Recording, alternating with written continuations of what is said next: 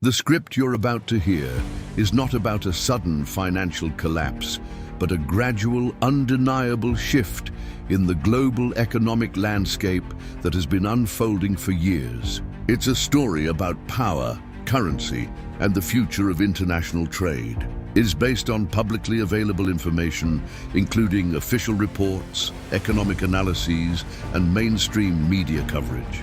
For nearly half a century, the world's financial system has operated under a simple, powerful agreement.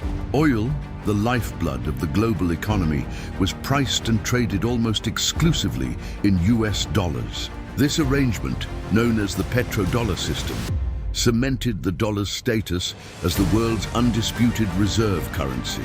It created a constant global demand for dollars, giving the United States immense economic and geopolitical leverage. From towering oil rigs in the Persian Gulf to the trading floors of New York, the dollar was king, underwriting an era of American financial dominance. This system provided stability and liquidity, but it also tethered the world's economic fate to the decisions made in Washington. However, the foundations of this system are now being tested. A significant challenge is emerging from the East, where a new economic giant is rewriting the rules of energy trade. China, now the world's largest importer of crude oil, is increasingly settling major energy deals in its own currency, the Yuan.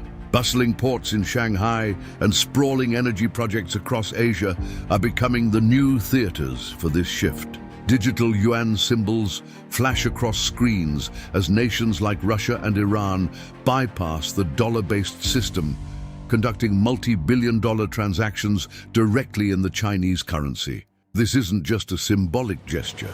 It's a direct and calculated move to reduce reliance on the dollar and create an alternative financial infrastructure that reflects a changing global power dynamic. This move is not happening in isolation.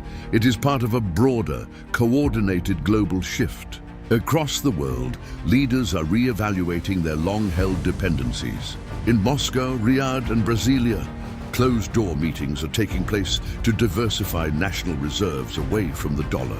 Major oil producers like Saudi Arabia have openly discussed the possibility of accepting other currencies for their oil sales, a move that would have been unthinkable just a decade ago.